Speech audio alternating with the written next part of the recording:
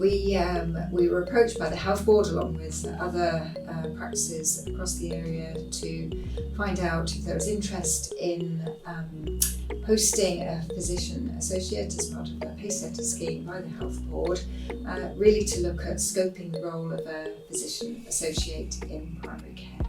I messaged some people from the Health Board to ask about if there's any other physician associate roles going, and they mentioned a thing called Primary Care Academy, which is a scheme. I'm on it for a year, and they basically it's amazing. Like, I feel like I really landed on my feet with it. It's basically an additional pair of hands which complements the workforce and the team that we have already, but very much assisting the GPs in what they're doing and freeing up GP time to do what GPs do best, which is really dealing with more of the sort of complex problems that present to us in primary care. So mostly at the moment seeing patients off the triage list.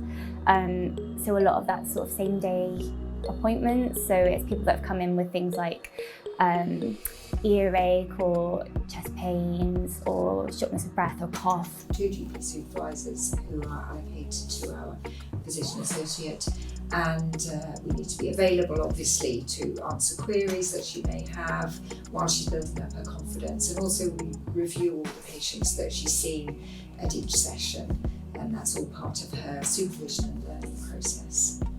So they're really supportive here, they're really amazing. So basically every opportunity they'll be telling me extra things. We think it's a great opportunity to really scope these new roles, look at how we can build our multidisciplinary teams and give a better service for our patients. So it's a great thing. And I encourage you to join the PCIC Academy.